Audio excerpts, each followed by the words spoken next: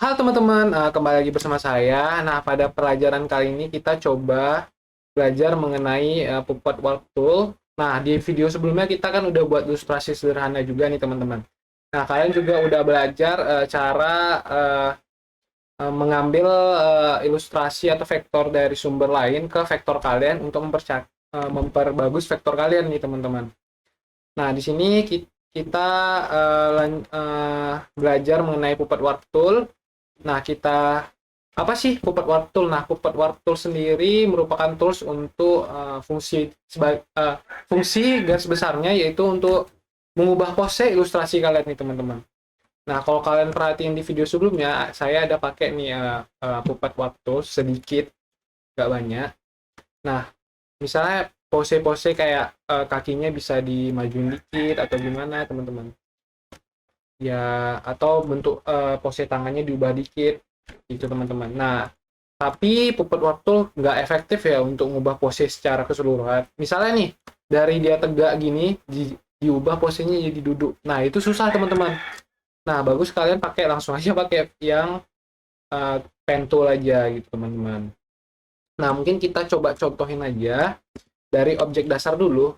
Nah, ini dia kita buat misalnya ini persegi nih teman-teman. Nah, kita pakai Puppet Warp Tool. Nah, bakal muncul dia seperti ini, teman-teman. Nah, ada titik-titiknya. Jadi, kalian bisa geser titik-titik ini. Nah, sedangkan titik-titik nggak tergeser ini ya nggak dia nggak bisa berubah apanya. Apa teman-teman? Titiknya tetap nempel gitu, teman-teman. Jadi, Puppet Warp Tool ini bisa dibilang bisa mengubah objek tapi tidak mengubah keseluruhan gambarnya, teman-teman. Jadi dia perbedaan sama pen tool yaitu jadi dia nggak mengubah keseluruhan gambarnya. Nah, di sini ada titik-titiknya ini. Nah, ini kayak tibanya kayak anchor pointnya di pen tool, teman-teman. Nah, di sini kalian bisa kayak selain ngubah-ngubah kalian bisa muter-muter gini, teman-teman. Nah, kalian bisa muter-muter kayak gini, muter-muter gini, terus kalian bisa nambah titiknya. Nah, cara ngapus titiknya tinggal kalian klik aja, terus kalian tekan di atas pada keyboard kalian. Nah, jadi titiknya sekarang udah nggak ada di situ, teman-teman. Jadi kalau misalnya kita gerak-gerakin, dia bakal ngikut juga nih objeknya. Nah, misalnya kalau misalnya kalian pengen dia nggak gerak, nah jadi gini, teman-teman. Nah, itu perbedaannya ya, teman-teman. Jadi ibarat kayak kertas. Nah, kertas titik ini ditancapin gitu, teman-teman. Nah, kertasnya ini sifatnya fleksibel ya, nggak kayak kertas biasa gitu maksudnya saya. Jadi kalau ditancapin, jadi kalau ditarik objek yang satu, jadi kayak nancap gini ya, teman-teman. Nah, kalian selain bisa ngapus dan nambah-nambah, nah kalian bisa nambah-nambah ini objek-objeknya di mana sesuai kebutuhan kalian nantinya. Ini contoh dasar aja. Nah, jadi gini teman-teman. Nah, jadi kalian bisa buat apa objeknya terserah kalian. Nah, jadi gini-gini atau gini ya gitu teman-teman. Nah, jadi dia ini kayak jadi kertas mau diremuk ya teman-teman. Nah, jadi kayak gini objeknya berubahnya gitu teman-teman. Nah, nah, gitu ya teman-teman. Nah, bisa kita contohin aja langsung. Contohnya kayak pose yang ilustrasi saya yang ini. Mungkin kita pengen tangannya agak diubah gitu teman-teman. Nah, misalnya nih kalian pengen ngubah posisi tangannya dari gini agak gini atau gini ya teman-teman. Mungkin bisa kalian tekan langsung di bagian tangannya langsung aja. Nah, kenapa nggak langsung semuanya aja? Nah, misalnya kalau ini kita langsung kasih puppet warp tool. Nah, jadi misal nih kita pengen ubah tangannya gini. Nah, bakal dia keseluruhan objeknya yang berubah, teman-teman. Nah, jadi biar tangannya aja yang berubah ya otomatis kita select objek tangannya aja. Nah, ini udah kita select objek tangannya aja, oke.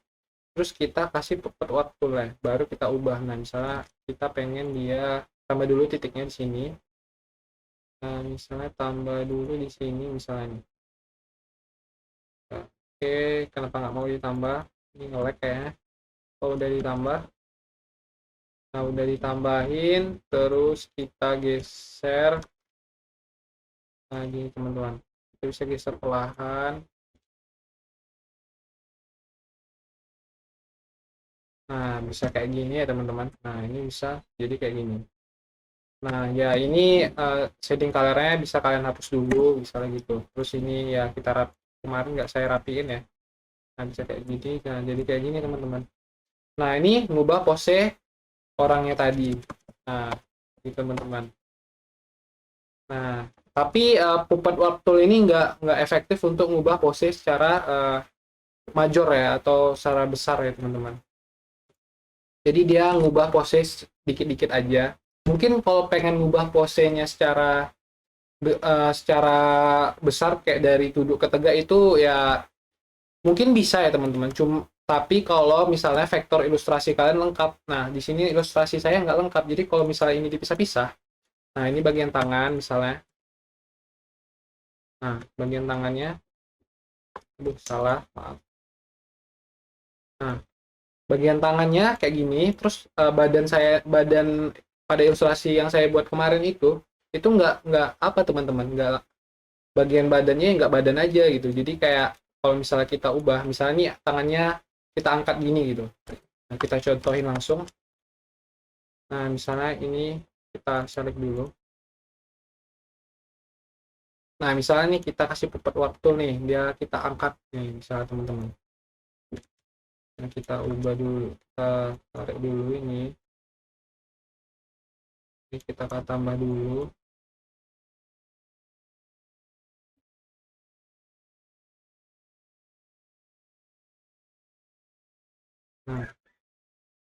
Nah, jadi kalau misalnya kita ubah kayak gini,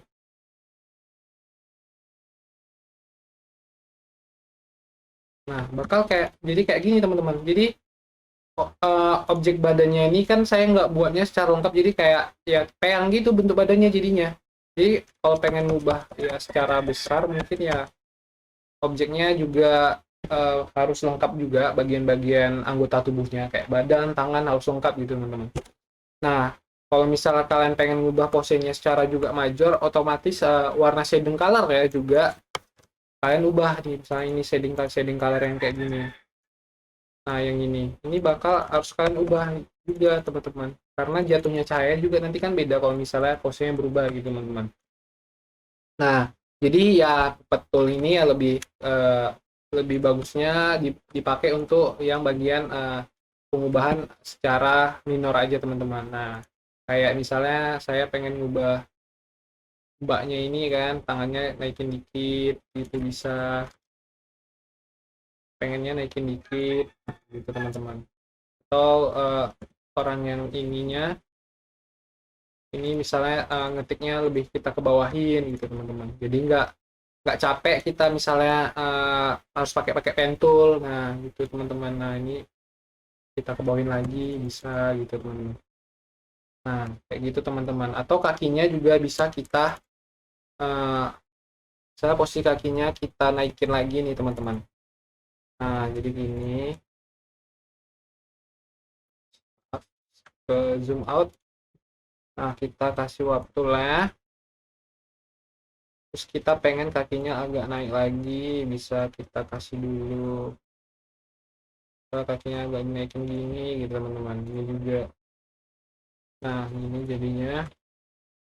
Terus kita lihat jadi gimana. Nah jadi gini. Ya terlalu naik ya sebetulnya teman-teman. Kita turunin lagi. Kita mungkin ubah posisi kakinya ke bawahin lagi lah. Nah, jadi gini ya teman-teman.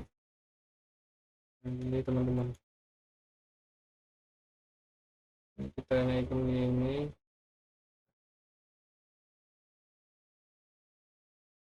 Bisa gitu.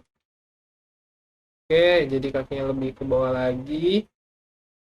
Atau kalian pengen ngubah apa nih teman-teman? Misalnya posisi pose mbaknya yang megang, yang ngasih pertanyaan gini bisa diperpanjang lagi misalnya gitu. Yang tadi ini misalnya gini, kita select dulu tangannya, terus kita kasih nah misalnya kayak ini tangannya di agak stretchin, ini kasih dulu titiknya biar dia nggak lari. Misalnya kayak gini teman-teman, ini bisa juga. Nah jadi sebelumnya gini, jadi lebih panjang lagi bisa. Nah, teman-teman. Jadi ya warp tool ini lebih lebih apa namanya lebih efisien untuk ngubah pose secara minor aja. Kalau major dia susah teman-teman. Kalau major bagus kalian dari awal nge-trace-nya pakai pen tool aja. Pen tool posenya udah kalian tentuin aja teman-teman. Kayak tegak, duduk atau gimana gitu teman-teman. Nah, mungkin ya itu kegunaan warp tool. Mungkin ya sampai sini dulu video kita. Wassalamualaikum warahmatullahi wabarakatuh. Makasih teman-teman. Sampai jumpa di video selanjutnya.